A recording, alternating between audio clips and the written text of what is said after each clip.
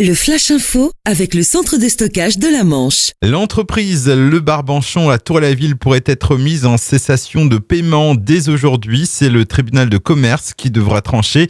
Officiellement créée en 1924, cette société spécialisée dans la peinture, le ravalement de façade ou encore les sols est bien connue dans tout le Cotentin. Elle a employé jusqu'à 120 salariés. Elle en emploie aujourd'hui plus que 43.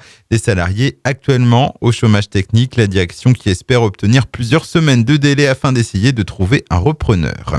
Social toujours, manifestation des ambulanciers hier à Saint-Lô. Une cinquantaine d'entre eux se sont rassemblés devant la sécurité sociale pour protester contre un projet de la caisse primaire d'assurance maladie de la Manche. Ils reprochent à l'ACPAM la mise en place depuis janvier de plateformes d'appel pour les transports sans discussion avec eux.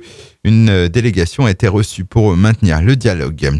Attention aux arnaques téléphoniques sur Cherbourg en Cotentin. Plusieurs abonnés du cycle de l'eau ont signalé avoir reçu des messages téléphoniques les invitant à rappeler en urgence un numéro commençant par 08 au motif d'une fuite d'eau après compteur.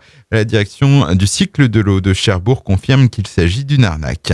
Un Cherbourgeois de 47 ans interpellé par la police lundi dernier, il aurait menacé une femme avec un couteau en simulant un égorgement. Le suspect a été identifié et appréhendé par la police. Conduit au commissariat, son taux d'alcool a été mesuré à 1,38 g par litre de sang. Il a été placé en garde à vue.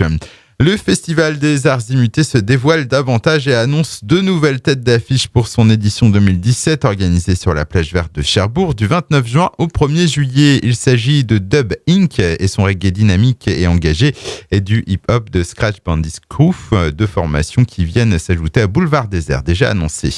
Et puis en tennis, c'est la Grand-Villaise Myrtille Georges sortie dès le premier tour de l'Open d'Australie, premier des 4 tournois du Grand Chelem.